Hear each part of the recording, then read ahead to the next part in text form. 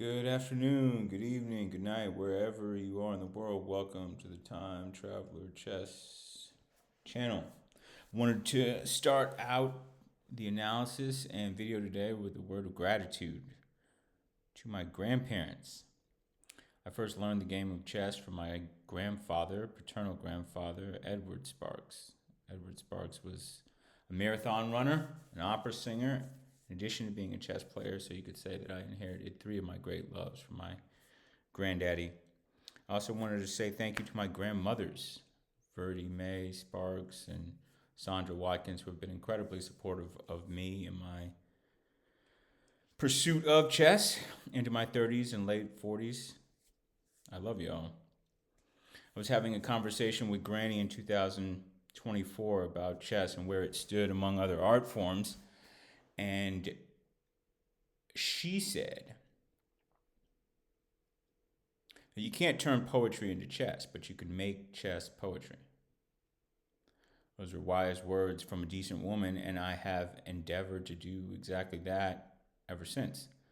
And so it has occurred to me this morning that I've been slacking a little bit on the literature. So I wanted to begin today's analysis with a quote. Chess gives not only contemporary fame, but lasting remembrance. To be a great chess player is to be sure of immortality than to be a great statesman or popular author. Chess has, in fact, been around so long that we're sure that it will last forever. Institutions decay, empires fall, the game goes on. That's Robert Schiller writing in 1889. I wonder what he would think about the recent chess boom. Almost 150 years later, 95% of chess matches today are played online, which means there are millions and millions more chess matches played every day than when Robert Schiller was alive. Prescient, that quote was, and some might say that he could see into the future. In any case, let's jump right into the chess. Two matches to analyze today. A back and forth struggle between myself and Serdar 0916. We played two matches, and it felt like a good opportunity to talk about sportsmanship in chess because you can't play two matches without feeling some level of respect for your opponent. I would say, otherwise a great rivalry, but laying down some principles here about what it means to be a good sport in chess because. I think you have to believe that contributes to the game in a positive way if you really love it. On sportsmanship in chess, don't let your clock run out. Don't let your clock run out to spite your opponents. I would say that's the first rule of good sportsmanship. Chess is a fight to the very end, as we've said several times on this channel. You're more than welcome to keep moving, even if you have insufficient material on the board to achieve a checkmate. But don't just sit there and let your clock run out to spite your opponent, because that's poor form. In that vein, if you understand what the minimum amount of material you need to achieve checkmate in chess, that's a sort of line of demarcation. If you don't know the minimum amount of material you need to achieve a checkmate in chess is a rook and a king, well, then I may advise setting up a chess lesson. My schedule still has some openings for April and May, so feel free to DM or reach out with an email. I would be happy to go over things like basic piece movement and in games and one-on-one sessions. For the purposes of these videos, I'm sort of assuming a general level of chess knowledge and chess understanding. Okay, so back and forth match. This is a game I lost, and I have a note to myself which says the biggest mistake is thinking that you can't make one. True. And the mistake came for me very early in this game. You'll quickly recognize once you start to develop like a chess practice. I'm assuming, a lot of people having on this channel have to incorporate chess in their lives with a decent balance with what else you have going on. So maybe you're a student, maybe you have a 9 to 5 job, maybe you have some other entrepreneurial practices. So there'll probably be times a day or days during the week which work best for you in terms of chess. And then you may ramp up or ramp down as you get ready to participate in specific events or specific tournaments, et cetera, et cetera. One thing that we have one reoccurring thing we've come back to is the nexus between physical exertion and chess, because your brain is really working. If you're analyzing moves at the level that you are sort of capable are, it has the caloric effect of walking or maybe even running. So there is physical exertion going on there, and so I think that I would encourage others to think about it in that respect. So the same principles apply. Stay hydrated, stay well rested. The importance of nutrition and diet is extremely important in chess, just as it is with other sports.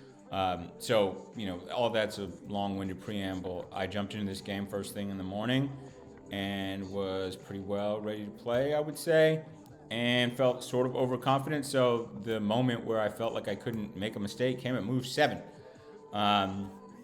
There is a sort of reverse fried liver attack waiting to be had here. For those of you who don't know, fried liver attack occurs at either C7, F7, F2, or C2. There's an obvious symmetry on the board, but if you can position your knight and bishop to sort of double attack that square, it leads to a sort of attack which is known as a fried liver. So I have an obvious opportunity for a fried liver attack, either forking rook and king with protection by the bishop, or just throwing a direct attack at the queen. And I got selfish, or I got greedy, or I got arrogant, and I said, hey, I don't need to do that right now. Let's just focus on piece development.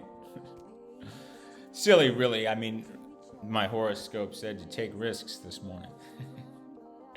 That's sort of a joke, but when you play well in the opening, you feel like you have a little advantage. You think that advantage is going to be decisive, or at least you can keep it up. And this is what happens. Immediately you get put in check, and you're playing on the defensive. So I have to retreat the knight, block the check, and basically ended up playing defense for the entire rest of the game. I mean, there were attacking opportunities. He was late to castle, so if he takes this bishop and I retake and he captures here, then I'm going to have a chance to recapture and then get down this line. And basically, if he doesn't castle immediately, well, that's a tempo. And so that did play out, but he did castle immediately. And you shouldn't underestimate your opponent. You should assume your opponent's going to make the best moves all the time. So here I'm in like a late middle game, in game, where I'm down a couple of pieces, and not without chances, but it's going to be difficult here. So what I did was elect to throw my queen down the board and see if I could position my rook, double attack this pawn, and see if I can develop some sort of back rank threat.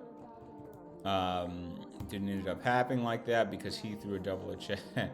I decided to throw a double attack at the knight and the queen. He said, be my guest. He took that, and then we ended up trading queens. Feels sort of dramatic as it happens, but, in retrospect, a little bit less drama. And we sort of go back and forth like this, with me fighting to the end, but me really never recovering the advantage that I had at that point of the fried liver attack. And we'll see what the computer thinks about this here. Again, I mean, when you reach what they call seventh heaven, when you have a rook or a queen, more so a rook because queen needs to do more things, but when you have a rook on the seventh rank, you've got a chance. especially when you have a rook on the 7th rank and your opponent's king is on the back rank, you have a chance because there's pressure there. There's really nowhere where the king can go. So my idea here is to utilize an active king to put it on a square where I can cut off the one king square that his king escape square that his king has, and utilize my rook to make a checkmate. However, my opponent played well, technically well. We had to trade queens, and wasn't able to promote, but then elected to move to the very end. Okay, so back to the note about good sportsmanship. This is insufficient material to achieve a checkmate. It is bad form to let your clock run out in spite of your opponent, but it is not bad form to keep moving because stalemates do happen. So that's what you're playing for if you don't have sufficient material to achieve a checkmate.